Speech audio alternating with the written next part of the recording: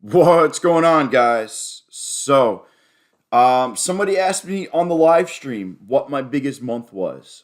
I'm gonna get into some of it. I have an answer, and I'm gonna show you some things down memory lane. But before I get into that, we stream live every day, 10:30 to noon, 2 p.m. to 4:30. If you like these types of videos, smash the like button, subscribe. Also, if you want to support the channel, use coupon code COVETRADER. It works at all the prop firms and it gives you the biggest discounts there. All right, let's jump into the money. So, I've been doing this since 2007, and I've had some great months, some not great months. Um, I mostly stay consistent, to be honest with you, for the most part. Obviously, some months provide a better jump than others where, hey, like this stock I was in, went up 40% and, I was in options and whatever happened. And then sometimes it's just the world environment, the market itself either drops a lot, runs a lot, just for argument's sake. I'm just going to show you before I get in. I know you all want to see the money, but hold on one second. Like here's the monthlies. I just want to show you. Just going to show you real quick on, you know, I want to talk about this also. Like sometimes there's opportunity. Hey, we put in a massive candle, and massive candles over and over again. Great opportunity. Where we are right now, and we're kind of the last 2 months, we're chopping around. We chopped around in January. I mean, this was a big chop month. Um, if you go to the daily, obviously, this is where you don't make a lot of money because either you think you're going to make new highs or it's going to drop and you're just kind of indecisive. So this is where you don't make a lot of money. Where you're making a lot of money is when you're getting runs like this or drops. And that's where you're making the majority of their money. So here's a couple screenshots I dug up on my phone. My biggest month was was definitely into the six figures. It was definitely into the six figures. These screenshots are from March 2020. Um, we had the virus happen, the pandemic happened. I made a lot of money shorting the market. And then on March 20th, I lost about 9 grand, which was the bottom, and then I flipped long. Um, yeah, it was a wild time, and we'll just start off with some tame ones. That one was about 4 grand. That day was about $10,000. Here's another $8,000 day.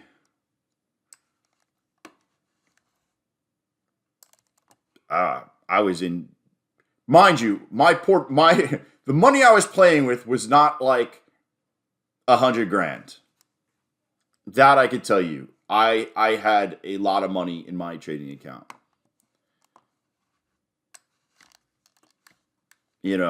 I had a decent amount of money in my trading account, and you know, I was making pretty good money every day.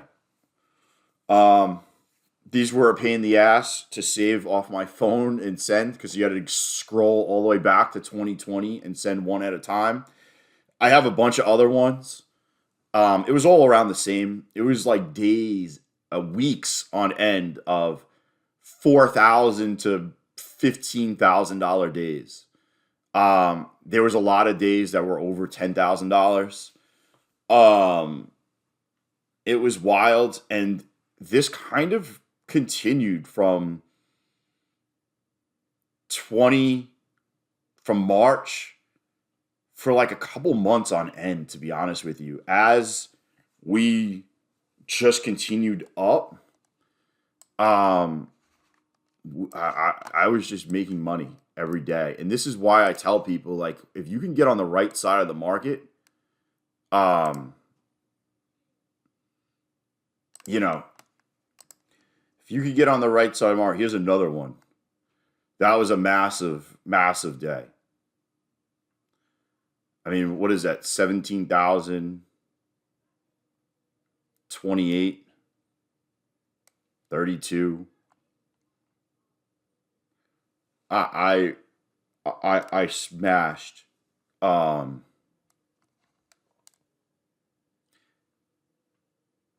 I believe that was. I'm trying to think. This was taken March 13th, 2020. I don't. I'm trying to put everything together to be honest with you, but those are the screenshots I have. I looked back on a brokerage statement that I had, and it was way into the six figures.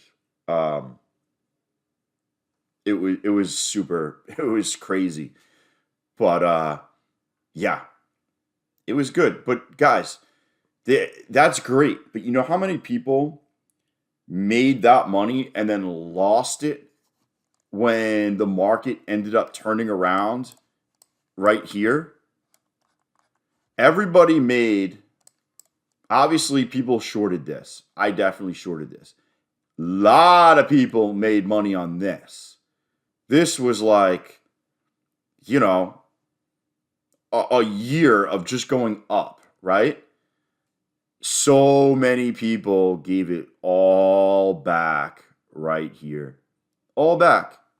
I know people that got destroyed. I knew somebody that built his portfolio up to over $8 million. And by the time this was done, he was left with like two and a half. So just think about that. And I'll be honest with you, I took a lot of my money out of what I was doing. So I have a bunch of different accounts. I have the accounts that you see me trade on during the stream, and then I have like quote unquote retirement accounts. The reason I move money to the retirement accounts is I never buy options in the retirement accounts. They're only to sell puts and to hold stock, dividend stocks, selling puts, things that constantly make money. While the accounts that you see that I trade with, I will buy options that expire, but they can expire worthless and my money can go to zero. And I don't want that to go. I don't want to end up in the boat of I gave all my money back to the market. So I set aside money that you see me trade with every day, and that's over six figures. But it's one of those things that I can't lose my retirement account. It's giving me dividends. It's I'm selling puts that are like, you know, 6 months out, that are far out, just to collect, you know, just to keep collecting on companies I would like to own that I know are going to be around forever, like Amazon and Google, Meta, things like that. It's super not risky. While the ones that you see me trade during the day are obviously more aggressive. Um, but yeah, it's easy to make money in the markets. Super hard to keep the money. So that's my advice is you make the money, and once you hit a certain level, start moving the money to another account. And that account becomes more conservative. It becomes you're not buying options. Maybe it's just in dividends or it's in one of those like Charles Schwab growth accounts where like, they're giving you dividends, they're growing it, and it's just a safe haven for a large chunk of your money. And that's what I would do. But I wasn't trading futures back then. I wasn't trading prop firms. You asked me what my biggest month was, and it was it was definitely into the six figures. Do I trade like that now? Not really. I'll be honest with you. I've taken a lot of that money out and I put it in my retirement account and I don't want to lose it. So I have traded less aggressively over time. You'll see me still make, you know, $2,000, $3,000 a day. You'll see me lose 1,000. You'll see me lose 2,000. But what you don't see is you don't see me making $15,000 in a day anymore. You don't see me losing $5,000 in a day anymore. Um, I was having crazy swings, and I'll be honest with you, it's starting to catch up to me after a couple of years of going. I went really hard during the pandemic because I had a lot of time in my hands. The markets were primed to take advantage of it, and I really went for it. I went for it. It paid off, and then I just had to take a step back. I mean, you know, I obviously gave some money back when we reached the top.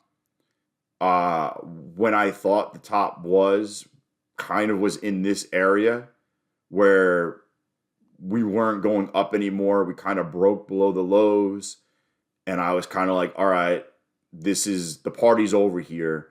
I took a lot of my chips off the table, and I slowly bought stocks of things in my retirement account. And I'll be honest with you, as I was buying them in my retirement account, I was obviously losing money because I was buying little by little as things were dipping.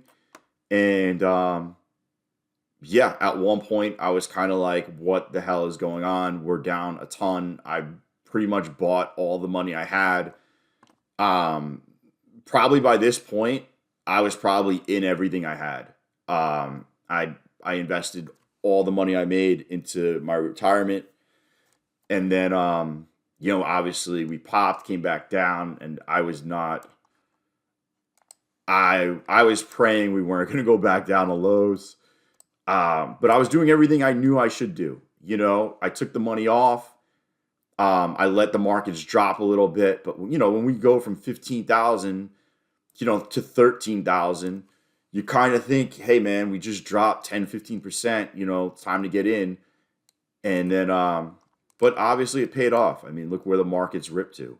So, you know, I made a lot of money on the way up. I took my chips off. I started getting back in probably somewhere around here.